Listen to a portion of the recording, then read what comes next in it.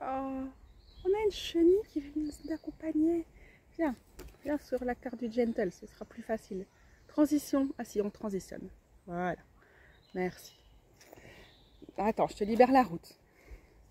Salut les gros bidous, je suis dans les bois et j'ai envie de faire un petit tirage de tarot avec vous. Je sais pas encore sur quoi. Je sais que j'ai pas énormément d'espace sur mon téléphone, donc il va falloir aller à l'essentiel. Ce qui est peut-être pas plus mal, qui n'est pas ma spécialité. Mais elle est curieuse, cette petite fourmi, cette petite chenille. Je vous la laisse ici, peut-être vous pouvez la voir comme ça. Ouais, ouais, ça t'ennuie? Non, ça te dérange pas de poser? Ok. Ok. J'ai fait ça l'année passée, vers le mois d'avril, je pense, quelques moments de tirage où je vous parlais aussi de mes ressentis du moment, ce qui me travaillait avec cette idée que peut-être ces thématiques sont des thématiques qui peuvent être importantes pour vous. Et donc, au lieu de faire un tirage collectif dans le vide, de fonctionner avec les transits astrologique, ce que je sais que je traverse et peut-être ce dont je parle avec des amis et donc j'ai l'impression que, en tout cas, on est un petit noyau de personnes à être concernées par ces thématiques et de vous les ramener ici. En fait, j'ai beau réfléchir parmi toutes les thématiques qui me travaillent pour le moment, que j'aurais envie d'aborder en vidéo, Dieu sait si elles sont nombreuses. Il n'y en a aucune qui pour l'instant vient en mode « c'est moi, parlons de ça ». Et donc je vais laisser le tarot m'aider à déterminer sur quoi va porter ce tirage. Avec la cavalière de bâton qui, dans ce Next World Tarot, va aussi avec son petit mot, son petit grade, qui est le Fire Starter. Comment on dit en Belgique, on aime bien une expression ancienne qu'on utilise beaucoup moins en France, c'est la personne qui boute le feu. On aime bien le verbe bouter le feu, donc je vais appeler cette personne la boutereuse de feu. En fait, quand je vois cette carte, quand je vois cette personne, j'ai l'impression d'avoir quelqu'un qui porte ses convictions en étendard, qui porte ses passions en étendard, qui apporte ses passions, et avec les cavaliers, cavalières, on a toujours l'idée d'être en mouvement, de se laisser guider, d'être toujours dans l'aspiration, dans la démarche, dans le mouvement d'aller vers, souvent un leurre, avec les cavaliers cavalières, la meilleure version de l'élément, celle qui va mieux nous le représenter. Et souvent, du coup, avec les cavaliers cavalières, on peut avoir cette tendance à idéaliser un élément. Et moi, en ce moment, je travaille pas mal avec l'énergie du feu, avec l'élément du feu, donc les bâtons, le feu. Et en fait, j'aime bien ça. J'aime bien cette idée, ce défi qui est posé par la cavalière de bâton. Si tu peux te permettre de rêver ton feu dans sa version la plus flamboyante, la plus extasiante, la plus merveilleuse, la plus badass, la plus révolutionnaire, la plus porteuse de changement, qu'est-ce qui serait ? Pour moi, je vois ça dans cette carte-ci. Déjà, elle me pose un peu la question de l'ambition, mais l'ambition au niveau de son activisme, au niveau de ses engagements, au niveau de ses passions, au niveau de son mysticisme, au niveau de ses pratiques magiques, si on en a, au niveau de ses instincts, au niveau de ses désirs. Quel est notre rêve pour tous ces domaines-là de nos vies? Et bon, on n'est pas forcément obligé de se sentir concerné par tous ces domaines quand on réfléchit à ça, et à chacun, chacune de choisir ce qui nous convienne pour l'instant. Mais si on pense à notre feu, à notre flamme, à notre passion, à notre créativité, qu'est-ce que ça donnerait dans l'idéal? De se permettre de rêver, de ne pas être blasé par le réalisme ou par les échecs, parce que on suit la page de bâton, qui est aussi la personne qui est très insouciante dans ses expérimentations créatives, dans ses centres d'intérêt, la personne très curieuse. Et puis vient ensuite la cavalière, et là c'est la personne qui se focus et qui se dit ok, il y a plein de manières de naviguer le feu, de naviguer les bâtons, de les incarner, parce qu'on est dans les figures, donc c'est aussi une question d'incarner, de réveiller des parts de soi, peut-être qui sont représentées par les bâtons. Et donc là, il s'agit de se dire, mais moi, si je voulais vivre pleinement en ce moment l'énergie des bâtons et être attiré par elle et aspirer à l'incarner, qu'est-ce que je choisirais? Je crois que c'est un peu ça la question qui nous est posée ici. Je vais laisser passer les gens.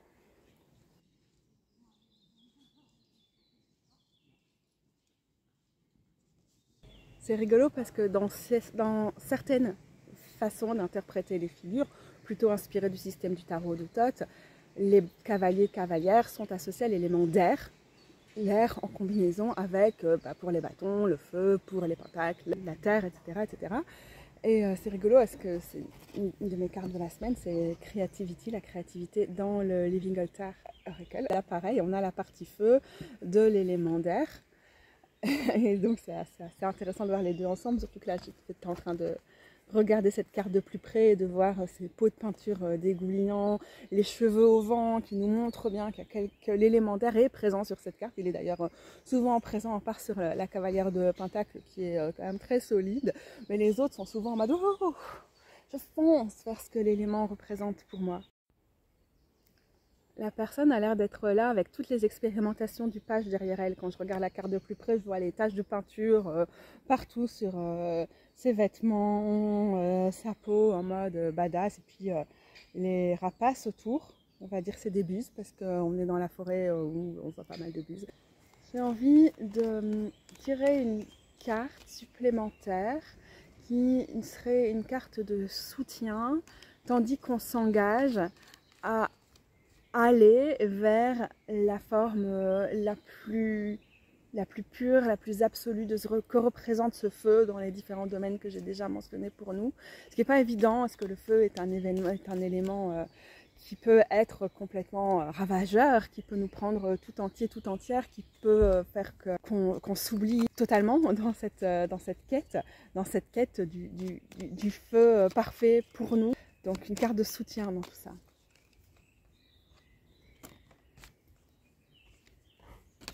La carte du fond du jeu qui voulait répondre en carte un peu derrière celle-ci. On a le 5 d'épée et derrière les amoureux.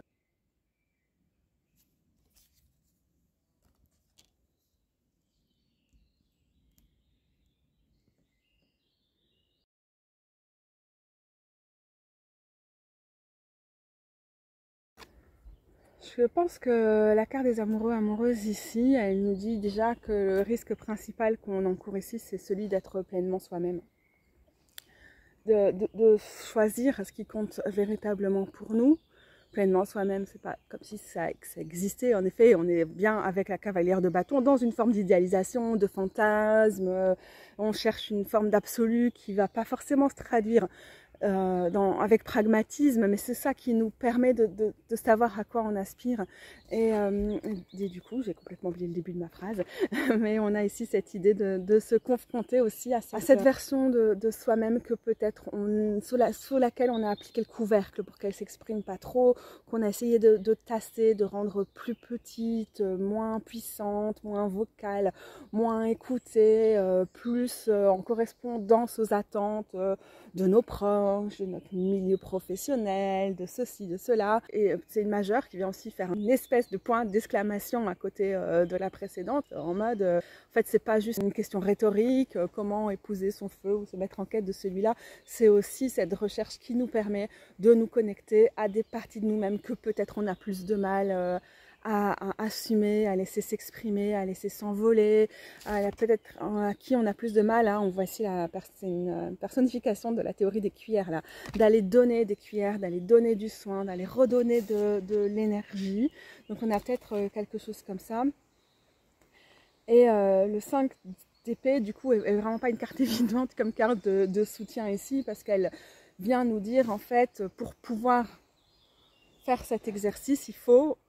Et on a parlé de l'élément R précédemment, qui est une des associations de la carte de la cavalière de bâton. Donc c'est intéressant. Là, on est de nouveau dans la suite d'air avec les épées. Il faut analyser son fonctionnement. Il faut le passer à la loupe, il faut le passer au microscope.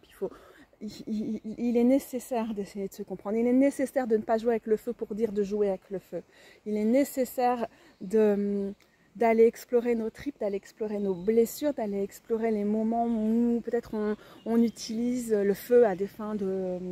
Donc le feu, l'énergie des bâtons, l'énergie révolutionnaire, engagée, activiste, créative, artistique, à des fins de compétition, à des fins de se démarquer, d'essayer de tirer la couverture pour soi et toutes ces choses-là, ou bien d'espérer de s'intégrer dans un système productiviste, capitaliste, quitte évidemment à tomber dans les travers de système qui est un système de domination et d'exploitation. Et le 5 d'épée ici nous outille pour dire n'oublions pas de faire cette introspection, de faire ce travail de comprendre là où nos blessures peut-être, ou peut-être nos travers, ou je suis très surexposée d'un coup. Donc oui, je vois ça comme une invitation à l'introspection, et que ce travail de se mettre en quête de l'élément du feu ne peut pas aller sans ça. Moi je suis là dans la forêt avec mon journal et je fais ce journaling, et c'est vrai que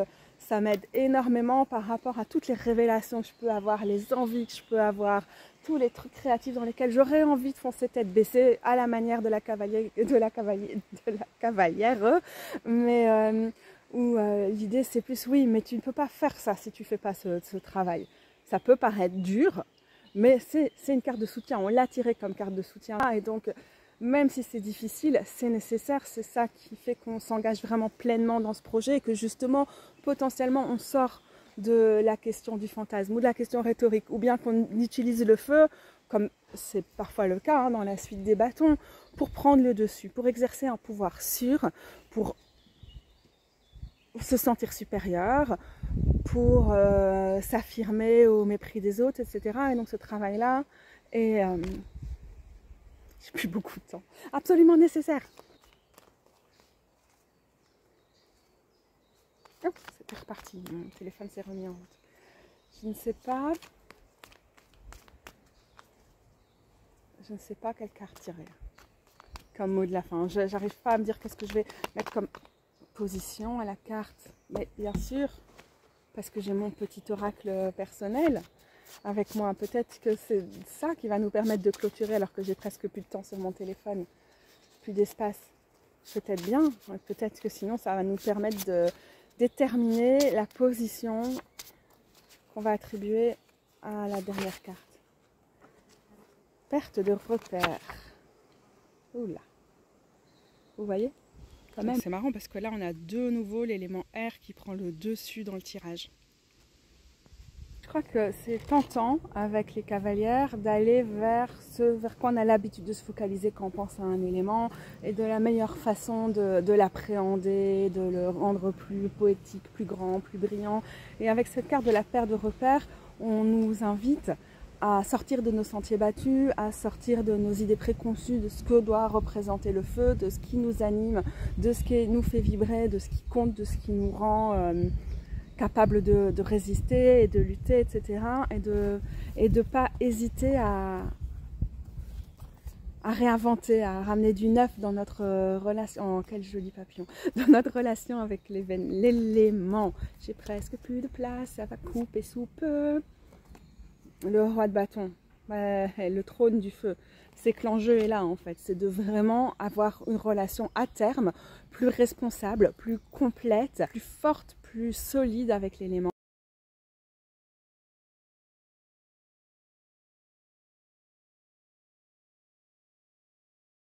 Pour moi, les rois dans les suites, c'est aussi les parts de nous qui sont à même de transmettre, inspirer, dans le cas du roi de bâton, d'être même un passeur-passeuse de relais dans le domaine artistique, créatif, militant, mystique, passionné, etc., quel que soit le sujet pour vous. Et donc cet appel à la responsabilité, c'est aussi ramener du pragmatisme dans le tirage, ramener un côté réaliste, oui, rêver, aller à la découverte de nouveaux pans de l'élément de feu qui génère de l'extase, de l'excitation, de l'animation, quelque chose qui nous emballe, de l'emballement alors, pour nous, pas forcément et sans être confiné dans notre interprétation de l'élément pour le moment, mais avec cette idée qu'à un moment, c'est aussi quelque chose qui nous permettrait de s'inscrire dans une démarche plus durable et qui pourrait se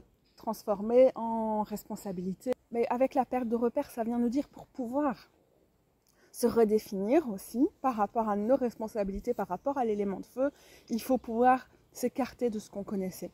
s'écarter du moment où le feu est devenu confortable pour nous. Est-ce que c'est vraiment un élément qui n'a pas vocation à être confortable? C'est pas son rôle.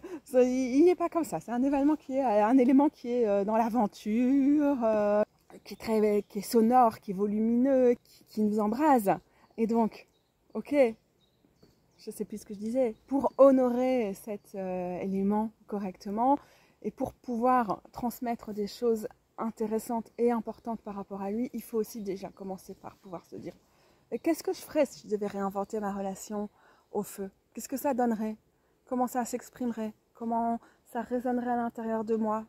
Et d'aller à la recherche de ces émotions, de ces sensations, de ces ressentis, ces expérimentations, ces créations, tout ça.